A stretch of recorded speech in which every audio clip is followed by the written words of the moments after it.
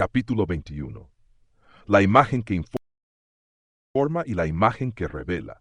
Existe una diferencia fundamental entre mostrar algo y hacer que alguien lo experimente. A primera vista parecen lo mismo. Ambas cosas utilizan imágenes.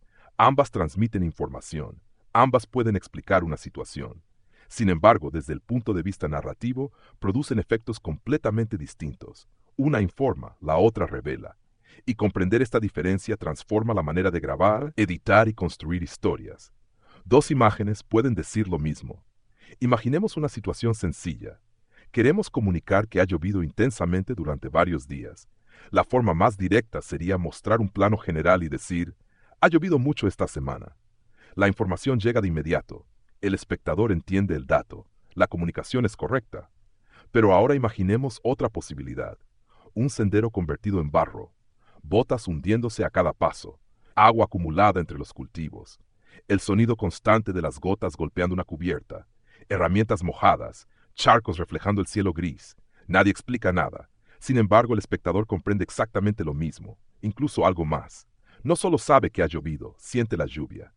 Y ahí aparece la diferencia. Informar versus revelar. Una imagen informa cuando entrega un dato. Una imagen revela cuando permite descubrir una realidad. La primera trabaja principalmente con el intelecto. La segunda trabaja con la experiencia. Informar consiste en decir, esto ocurrió. Revelar consiste en permitir que alguien lo vea por sí mismo. Y el cerebro humano suele confiar profundamente en aquello que experimenta. Por eso las imágenes reveladoras suelen permanecer más tiempo en la memoria. No fueron recibidas como información, fueron vividas como experiencia. El espectador quiere participar. Existe una tendencia natural a explicar demasiado. Es comprensible. Queremos asegurarnos de que todo quede claro, queremos evitar confusión, queremos que el mensaje llegue, pero muchas veces olvidamos algo importante. El espectador disfruta descubriendo, disfruta participando, disfruta conectar las piezas por sí mismo.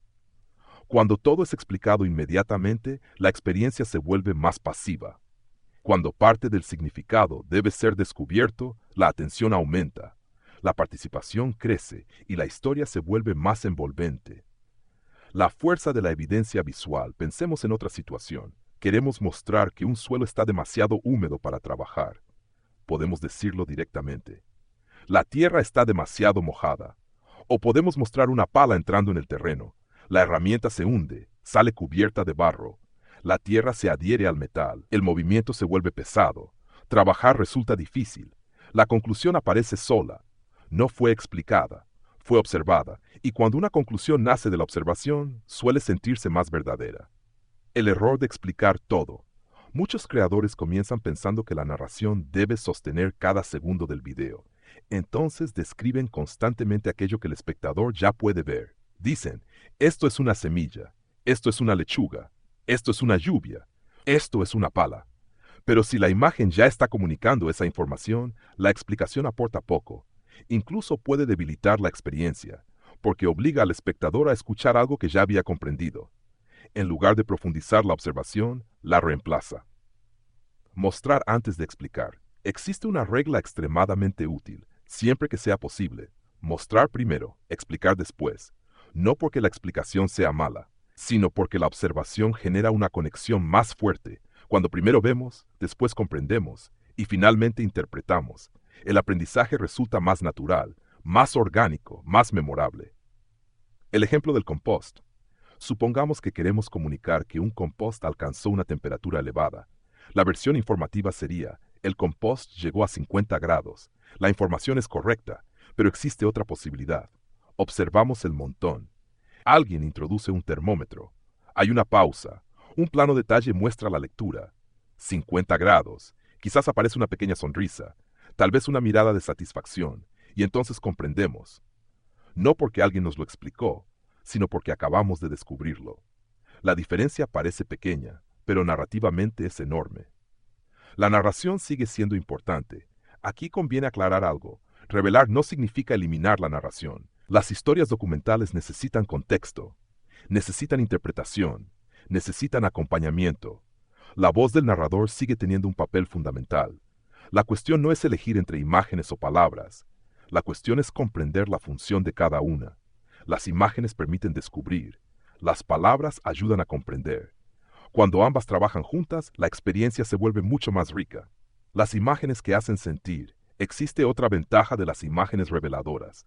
No solo comunican hechos, también comunican sensaciones. Podemos decir, el invierno fue duro, o podemos mostrar escarcha cubriendo una superficie, vapor saliendo de la respiración, dedos entumecidos, agua congelada, una luz fría al amanecer. De pronto el invierno deja de ser una idea, se convierte en una experiencia, y las experiencias tienen una capacidad extraordinaria para permanecer en la memoria. La búsqueda de evidencias. Una forma útil de pensar durante el rodaje consiste en buscar evidencias visuales. No solo acontecimientos. Evidencias. Si queremos hablar de frío, buscar evidencias del frío. Si queremos hablar de humedad, buscar evidencias de la humedad. Si queremos hablar de protección, buscar evidencias de protección. Si queremos hablar de crecimiento, buscar evidencias de crecimiento.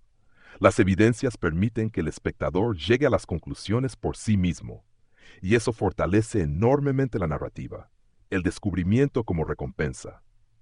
Toda historia funciona mejor cuando permite pequeñas revelaciones, momentos donde algo se vuelve evidente, momentos donde comprendemos una situación sin que nadie tenga que explicarla, momentos donde la realidad habla por sí sola. Cada uno de esos descubrimientos produce una pequeña recompensa mental, y esas recompensas mantienen viva la atención, porque el espectador no siente que está recibiendo información, siente que está encontrando algo. La pregunta más útil durante el rodaje. Existe una pregunta que puede transformar completamente la forma de grabar. Antes de explicar algo frente a la cámara, detenerse un instante y preguntarse, ¿existe una imagen capaz de decir esto por mí? Muchas veces la respuesta será sí, y cuando eso ocurre aparece una oportunidad narrativa valiosa, una oportunidad para convertir una explicación en una experiencia.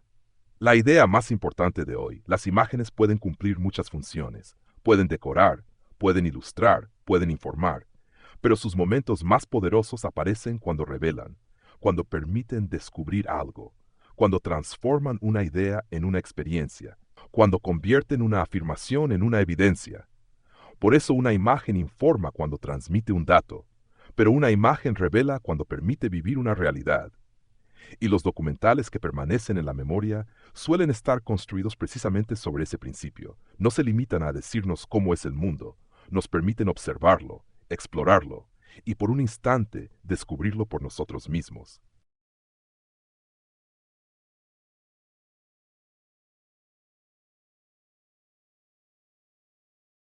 Capítulo 22. El significado que nace entre dos imágenes.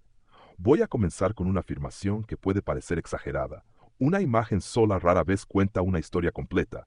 La historia comienza cuando una imagen se encuentra con otra. Veamos algo muy simple. Primera imagen, una lechuga pequeña. Segunda imagen, la misma lechuga 3 semanas después.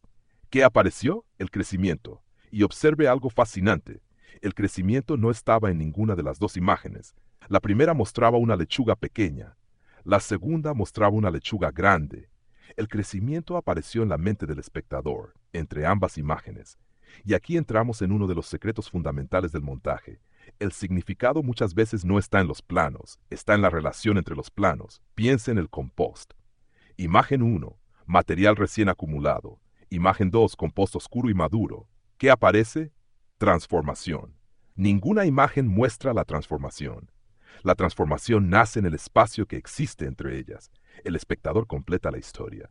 Y esto es importantísimo, porque el espectador es mucho más inteligente de lo que solemos creer. Muchas veces no necesita que expliquemos todo, necesita piezas, y él construirá el puente. Por eso los grandes documentales suelen confiar en la observación, no porque expliquen menos, sino porque permiten que el espectador participe más. Y cuanto más participa el espectador, más profunda suele ser su experiencia, porque deja de recibir información, empieza a descubrirla. Veamos algunos ejemplos. Imagen A, lluvia cayendo sobre un terreno. Imagen B, un espacio protegido y seco. ¿Qué aparece? Refugio, protección, seguridad, nadie tuvo que explicarlo. La comparación hizo el trabajo. Otro ejemplo. Imagen A, un árbol sin hojas. Imagen B, ese mismo árbol cubierto de brotes. ¿Qué aparece? Renacimiento, paso del tiempo. Cambio de estación. El tiempo no puede filmarse directamente, pero sí pueden filmarse sus huellas. Y esas huellas permiten que el espectador perciba algo invisible. La pregunta del director, a partir de ahora incorpore una nueva pregunta cuando revise sus grabaciones. Si elimino mi explicación, ¿las imágenes siguen contando algo? No todo. Porque cuando la respuesta es sí, suele existir una secuencia fuerte. Y cuando varias secuencias fuertes se unen, aparece la narrativa. El error más común.